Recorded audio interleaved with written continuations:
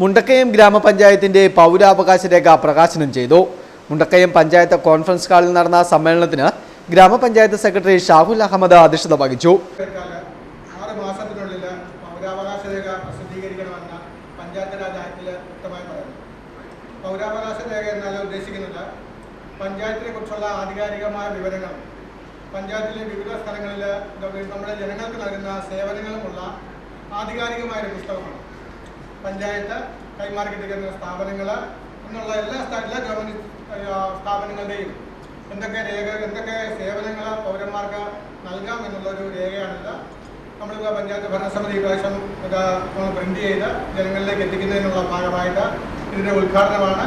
അതിൻ്റെ ഉദ്ഘാടനത്തിന് ബഹുമാനപ്പെട്ട മുണ്ടക്കയം ഗ്രാമപഞ്ചായത്ത് പ്രസിഡന്റ് സൂസമ്മ മാത്യു പൗരാവകാശ രേഖ പ്രകാശനം ചെയ്തു.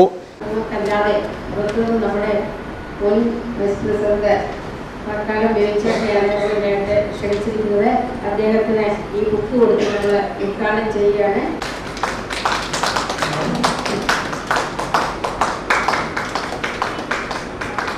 ചടങ്ങിൽ മുണ്ടക്കയം ഗ്രാമപഞ്ചായത്ത് അംഗങ്ങൾ, ഉദ്യോഗസ്ഥർ തുടങ്ങിയവർ പങ്കെടുത്തു. പഞ്ചായത്തിനെ കുറിച്ചുള്ള ആധികാരികമായ വിവരങ്ങളും ജനങ്ങൾക്ക് ലഭിക്കുന്ന സേവനങ്ങളും അടങ്ങിയ ആധികാരിക പുസ്തകമാണ് പൗരാവകാശ രേഖ.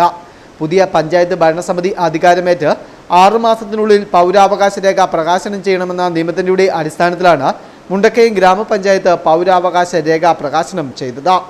Fest news, Mundakayam.